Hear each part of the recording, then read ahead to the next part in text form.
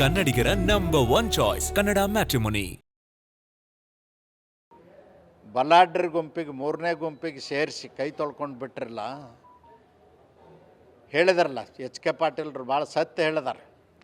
ಶಿವರಾಜ್ ತಂಗಡಿಗೆ ಅವ್ರನ್ನ, ಮುನಿಯಪ್ಪನವ್ರನ್ನ ಮತ್ತು ಡಾಕ್ಟರ್ ಪರಮೇಶ್ವರ್ ಅವ್ರನ್ನ, ಮಾದೇವಪ್ಪನವ್ರನ್ನ ಸಂತೃಪ್ತಿ ಪಡಿಸಿದ್ವಿ ಅಂಥೇಳಿ. ನೀವು ಸಂತೃಪ್ತಿ ಪಡಿಸ್ಬೇಕಾದ್ದು 101 ಜಾತಿನ, ಮಾದೇವಪ್ಪನವ್ರನ್ನ ಅಲ್ಲ, ಮುನಿಯಪ್ಪನವ್ರನ್ನ ಅಲ್ಲ.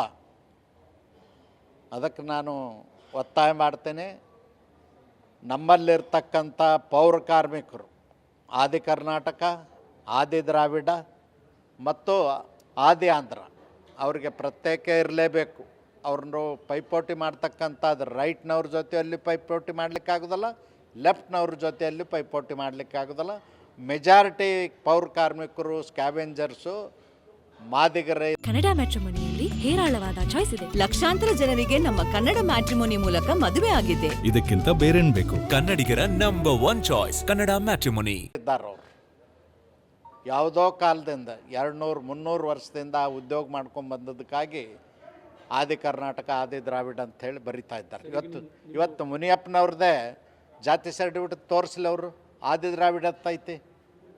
ಕೆ ಎಚ್ ಮುನಿಯಪ್ಪ ಕರ್ನಾಟಕ ಸರ್ಕಾರದಲ್ಲಿ ಏನು ಮಂತ್ರಿ ಇದ್ದಾರೆ, ಅವ್ರದ್ದೇ ಆದಿ ದ್ರಾವಿಡ ಅಂತದ. ಅದಕ್ಕೆ ಈ ರೀತಿ ಮೋಸ ಮಾಡ್ತಕ್ಕಂಥದ್ದಲ್ಲ. ಬೆಳಗಾಗೋದ್ರಾಗೆ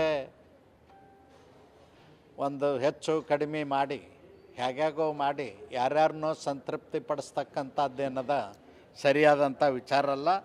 ಅದಕ್ಕಾಗಿ ನಾನು ಹೇಳ್ತೇನೆ, ನೀವು ಇನ್ನೂ ಕಾಲ ಮಿಂಚಲ್ಲ. ನಾಗಮೋಹನ್ ದಾಸ್ ಅವರು ನ್ಯಾಯಮೂರ್ತಿಗಳು, ಸಾಮಾಜಿಕ ನ್ಯಾಯದ ಕಲ್ಪನೆ ಇರೋರು ಮತ್ತು ಸಾಮಾಜಿಕ ಕಳಕಳಿ ಇರೋರು. ಅವರು ವರದಿ ಅತ್ಯಂತ ವೈಜ್ಞಾನಿಕವಾಗಿದೆ. ನಮ್ಮ ಹಿಂದಿನ ಕಾನೂನು ಸಚಿವರಾದಂಥ ಮಾಧುಸ್ವಾಮಿ ಅವರು ವರದಿಯೂ ಕೂಡ ಅತ್ಯಂತ ವೈಜ್ಞಾನಿಕವಾಗಿದೆ. ಅದನ್ನು ಇವತ್ತೂ ಕೂಡ ಅದೇ ರೀತಿ ವರ್ಗೀಕರಣ ಮಾಡಬೇಕು ಅಂತ ಒತ್ತಾಯ ಮಾಡ್ತೀನಿ. ಕನ್ನಡಿಗರ ನಂಬರ್ 1 ಚಾಯ್ಸ್ ಕನ್ನಡ ಮ್ಯಾಟ್ರಿಮೋನಿ.